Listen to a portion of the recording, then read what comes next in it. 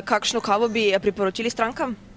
Ja, po njihovi želji, ne? Največ belo kavo, zdaj v teh poletnih mesecih pa ledeno kavo.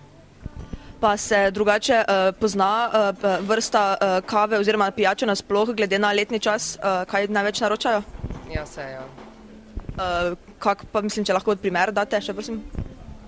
Ja, ne vem, poleti pač so te ledene kave, pa to, ne?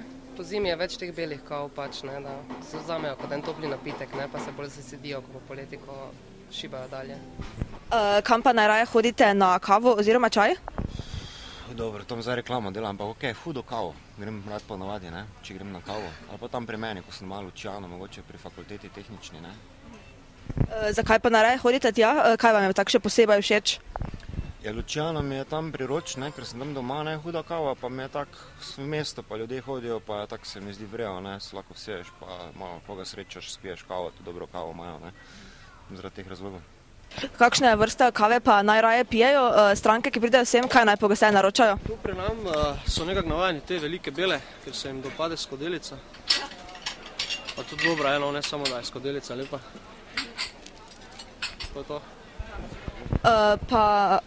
Kaj pa ponudba je dovolj velika, se vam zdi, da imate dovolj pestro ponudbo, ali bi še vi kaj dodali? Še preveč, ja.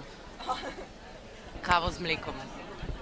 Zakaj pa, kaj je pomembno tudi od lokala, kamor greš, glede kako ponudbo imajo, ali od vrste kave, ki jo znamke? Ne, ampak, no, ne. Samo je pa fajn, če je dobra, ja. Se čuti, če je slaba. Če je slab, kava ima. Kam pa najraje greš na kavo? V Arta. Zakaj pa? Kaj ti je všeč ambient, postrežba, je to tudi pomembno pri izbiri lokala? Ja, je, ampak pri meni je pomembna izbira zato, ker je 5 metrov stran od faksa. Drugače pa ja, postrežba je tudi pomembna.